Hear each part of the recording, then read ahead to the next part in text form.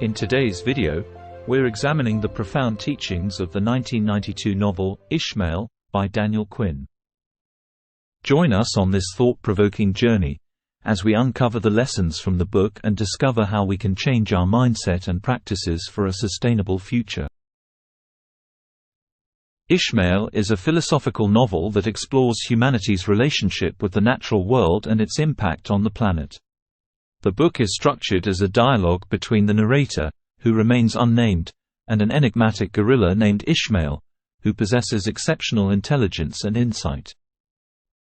The story begins when the narrator, disillusioned with the modern world, responds to a newspaper ad that simply states, "Teacher seeks pupil. Must have an earnest desire to save the world."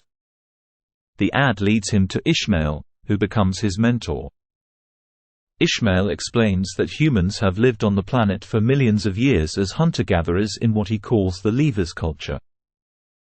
Lever cultures are based on the idea that humans are part of nature, not separate from it. They believe in cooperation, not competition. They value community, not the individual. And they believe that the purpose of life is to live in harmony with the world around us. These cultures are still found all over the world, from the Amazon rainforest to the Arctic tundra. They are often small and isolated, but they have a lot to teach us about how to live in a sustainable and equitable way. However, they are facing a number of threats, including globalization. The increasing interconnectedness of the world is making it more difficult for lever cultures to maintain their isolation. As people from different cultures interact more, they are exposed to new ideas and ways of life, which can lead to the erosion of traditional lever values. There is an increased risk of infectious diseases being introduced to these populations that may have little or no previous exposure, and this can have significant health implications. Economic development also has an impact. As lever cultures become more integrated into the global economy, they are often forced to adopt new technologies and practices. This can lead to the loss of traditional lever ways of life, as people are forced to adapt to new ways of doing things. In some cases, government policies can threaten the existence of lever cultures. For example, policies that promote assimilation or integration can make it difficult for lever cultures to maintain their distinct identity. The environmental degradation of lever cultures' homelands can also threaten their existence. As their natural resources are depleted, lever cultures may be forced to relocate or adopt new ways of life. Despite these threats, lever cultures continue to exist and thrive in many parts of the world. They are often resilient and adaptable, and they have found ways to survive, and even thrive, in the face of change. However, the threats to these people are very real. These cultures have distinctive characteristics. They live simply. They don't need a lot of material possessions to be happy. They are content with what they have and they don't waste resources. They appreciate the abundance of the natural world. They know that they are part of a web of life and they are respectful of all living things. They believe that all living things have a right to exist. They cooperate with others. They are strong because they work together. They help each other out and they share resources. They celebrate the earth.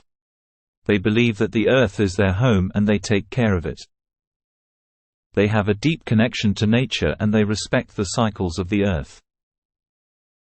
However, approximately 10,000 years ago, humans began transitioning to an agricultural lifestyle, which Ishmael terms the taker's culture. The taker culture is a belief system that has led us to the world as we know it.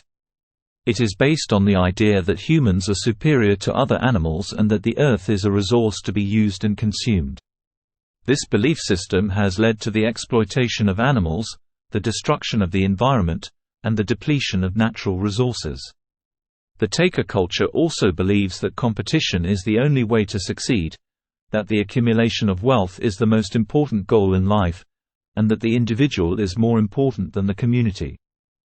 These beliefs have led to conflict and violence, materialism and greed, and isolation and alienation. According to Ishmael, this shift in cultural values marked the beginning of humanity's destructive trajectory. Ishmael highlights the key problems with the taker culture, including its unsustainable view of the world as a limitless resource and its belief in human superiority over nature. He argues that takers see themselves as the rulers of the world, entitled to exploit it as they please. In contrast, leavers recognize their place within the natural order and live in harmony with the earth. Throughout the discussions, Ishmael reveals the historical and cultural origins of the taker culture, including the development of agriculture, the rise of empires, and the spread of religions that reinforce the human dominion over nature. The novel delves into various themes, such as the consequences of the taker mindset, the destructive impact of civilization on the environment, and the need for a paradigm shift in human thinking. Ishmael challenges the narrator to think critically about his beliefs and encourages him to take responsibility for the world's problems. Ultimately, Ishmael urges readers to question the dominant cultural narratives that drive human civilization, and offers an alternative perspective that emphasizes sustainable living, ecological balance, and a more harmonious relationship with the natural world. The book invites readers to examine their own role in shaping the future, and invokes them to become active participants in creating a more sustainable and just world. So what can we take from this book that we can apply directly to our own lives, so that we can contribute to the paradigm shift that is so sorely needed? We live in an age of rampant consumerism. We spend hours of our days glued to our screens. We indulge in what we call retail therapy, which is essentially the consumerist version of comfort eating. This has to change. Let's ask ourselves how much of the stuff we've accumulated are things we actually want and need. I'm reminded of a story I heard from a South African pineapple farmer many years ago. He told me that the greatest enemy to the pineapple farmer is the baboon. Feeling somewhat bemused, I asked him why. He explained that the baboons would raid his fields at night and pick pineapples. They would carefully tuck a pineapple under one arm, and then spot another apparently more juicy specimen. These nocturnal plunderers would then grab this new pineapple and tuck it under their free arm. This went on for some time, and the result was that each baboon would unwittingly leave a trail of abandoned pineapples behind them, never realizing that they only ever had one fruit on them. I can't help but think that there are some parallels between these baboons and the human obsession with having new toys. We chase after the next shiny must-have product that promises that we will become happier, more attractive, more efficient, or have greater status. The euphoria or satisfaction with the new doesn't last. We grow bored, or tired of things, and they accumulate, unused, abandoned, and sometimes discarded. It's astonishing how quickly we can become inadvertent hoarders. Marie Kondo, a Japanese organizing consultant and author, has gained worldwide recognition for her unique approach to streamlining and decluttering. She advises us to only keep things that spark joy. Clutter around us can create clutter in the mind. If we are surrounded only by things we value, that ignite happiness within us, what a lighter and more satisfied mind we might live with. Ishmael illustrates how the leavers live respectfully within the natural world, taking only what they need, and having reverence for the environment, and all life. Perhaps you can consider how you might become more mindful in your consumerism, and how you might live more simply, so that you can leave a smaller footprint and have a lighter mind. The global population is becoming increasingly urbanized. The United Nations estimates that over half of the world's population currently lives in urban areas. This trend is expected to continue, with projections indicating that by 2050, approximately two-thirds of the global population will reside in cities. This means that for those of us that live in urban environments, it's not always easy, or even simple, to embody a fully sustainable lifestyle. Off-grid living and minimalism are two social trends that are stepping in the right direction, but of course, not everyone can do that. The challenge for the individual is to explore the ways in which we can embrace this philosophy. As Ishmael wisely states, there isn't one right way for people to live. I'm not going to patronize you by listing ways in which you could start to engage with the concepts that Ishmael puts forward, but you might want to consider how to make small tweaks to the way you currently manage your waste as a baby step. The amount of waste the world produces every day is staggering. According to the World Bank, the world generated 2.24 billion tons of solid waste in 2020. This is equivalent to 0.79 kilograms per person per day. This figure is expected to increase to 3.40 billion tons by 2050. The majority of waste is produced in developed countries. The waste produced by the world has a significant impact on the environment. Landfills are the primary destination for most waste. When waste decomposes in landfills, it releases methane, a greenhouse gas that is 25 times more potent than carbon dioxide. It's vital that we start to think of how we can minimize our waste, no matter how small our contribution may seem against the backdrop of this issue. I fully understand that it can be overwhelming. I've been there. I understand how frustrating it is to be the only Muppet on the beach picking up plastic and dog poop. But if you're interested in other ways you can take responsibility for your part in keeping our collective home clean and healthy, I recommend you go to the Story of Stuff website. I'll leave the link in the description box below.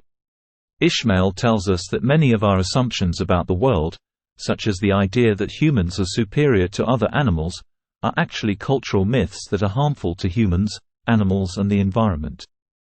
The novel encourages us to challenge the dominant cultural narratives that perpetuate destructive behaviors and unsustainable practices. It empowers us to question societal norms and envision alternative paths towards a sustainable future. The premise of the taker's story is, the world belongs to man, whereas the premise of the leaver's story is, man belongs to the world. These two stories represent two different ways of thinking about the relationship between humans and nature. The takers believe that humans are superior to nature and that we have the right to use and exploit it however we see fit. The leavers, on the other hand, believe that humans are part of nature and that we have a responsibility to care for it. There have been a lot of discussions in the artificial intelligence space about potential dystopian outcomes, where technologies like artificial intelligence hold the potential to knock humanity off its pedestal at the top of the food chain. Gloomy predictions aside, and while the future is unknown, the very fact that these conversations are taking place means that the idea that we will continue to be the dominant species on the planet could one day prove to be very, very wrong. But even without the threat that AI can pose to humanity, we can already see that when nature is destructive in the form of tsunamis or volcanoes, we are fundamentally unimportant in the grand scheme. These disasters claim the lives of human and lizard alike. With no regard for any concept of hierarchical superiority, nature deems us equals. By questioning these assumptions of superiority, we can begin to see the world in a new light and develop new ways of thinking about our place on the planet, and to recognize the intrinsic value of all life forms, and develop a deep appreciation for the biodiversity around us. This sentiment is expressed vividly in the book. You're not going to save the world. You're going to save yourself. And in doing that, you save the world. By embracing our interconnectedness with nature and cultivating a sense of gratitude, we can start to contribute to the well-being of the entire planet. Perhaps we can practice feeling grateful for all the amazing opportunities that being alive offers us, and remind ourselves that like all the other kingdoms that inhabit this magnificent planetary orb, we are also animals. A truly humbling thought indeed. Our ingenuity and innovation as a species should empower us to be better custodians of the Earth and all the creatures that share it with us, and we should stop taking our position of relative privilege on this planet for granted. Humans have a long history of believing that they are superior to animals. This belief has led to the exploitation of animals for food, clothing, and other purposes. It has also led to the destruction of habitats and the extinction of species. This cultural belief also extends to individuals or groups that feel that they are superior to other humans, which can lead to conflict and violence. It can also lead to the destruction of relationships and communities.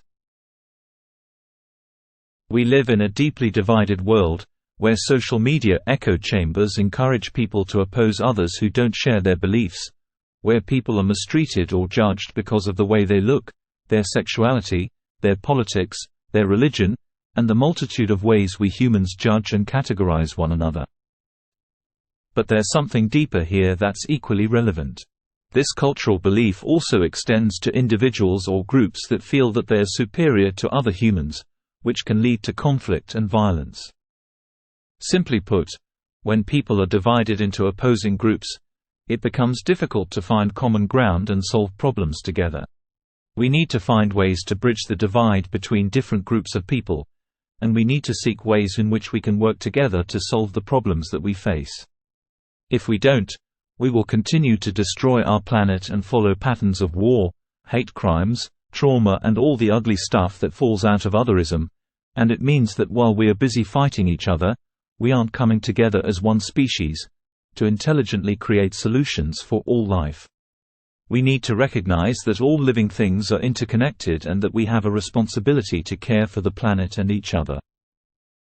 It's important to find ways to work together to solve the problems that we face, so that together, we can create a more just and equitable world. Everything starts at the micro level, the individual. Consider how you might be contributing to polarization by your judgments of others and their beliefs. If we each examine our own thoughts and behaviors and work on ways to find harmony within ourselves, we will surely begin to find harmony with others, for while we are at war with ourselves, it's difficult to connect with others. Every moment of every day, every single one of us have to negotiate a multitude of emotions and thoughts, and life isn't always easy. Because of this, we can feel stressed, anxious, or easily triggered, and we don't stop and mindfully consider our words or their impact and power. We simply react. This is human nature and the way the human brain functions. But neuroscience shows us that the brain is neuroplastic, which means that we can change patterns of behavior through repetition and training, so it is possible to become better communicators, and in so doing, we can take small steps towards conquering social polarization and improving our own life experience. If you're interested, there's a great book on how to communicate in a more empathic and measured way, called Nonviolent Communication: A Language of Life. It was written by Marshall B. Rosenberg. Rosenberg was an influential clinical psychologist who developed the Nonviolent Communication Protocol as a way to help people communicate more effectively and compassionately. He believed that all human beings have the same basic needs, and that when we communicate from a place of compassion, we are more likely to meet those needs. So how might we put this into practice? The model has 4 steps. Observation. Describe the situation without judgment or blame. Feelings. Identify your feelings in the situation. Needs. Identify your needs that are not being met. And finally, requests. Make a request that is likely to meet your needs. Here is an example of how things might play out with these steps. Observation. I noticed that you gave me a lot of work to do this morning. Feeling. I'm feeling angry and overwhelmed. Need. I need to feel like I'm being treated fairly, and that my workload is manageable. Request. Could we talk about how I can prioritize my work, so that I don't feel so overwhelmed? When we communicate using this approach, we are more likely to understand the other person's perspective, feel heard and understood, find solutions that meet everyone's needs, and build stronger relationships. If you're interested in learning more about nonviolent communication, there are many resources available online, and you may also be able to find workshops and trainings in your area, or of course, you could buy the book. If you'd like to own your own copy, I'll leave the link in the description box below. In conclusion, Ishmael is an intriguing novel that challenges the reader to question the presumptions of modern civilization. It's a book that will stay with you long after reading. It's both hopeful and pessimistic. Quinn believes that we can change our way of life, but he also acknowledges that it will be difficult. I recognize that this novel throws up ideas that can make one feel overwhelmed, and perhaps even resigned and discouraged at the enormity of the issues we face. Information overload is a very real thing, and it can have an impact on mental health. Remember to be kind and compassionate to yourself. It really is okay to mess up once in a while. Acknowledge that you're on a journey of lifelong learning and growth. See the divinity in yourself, and allow yourself to see the divinity in all life. This might sound lofty, but remember, it all starts with you. Each thought you have triggers a chemical reaction in your body. Thoughts are extremely powerful.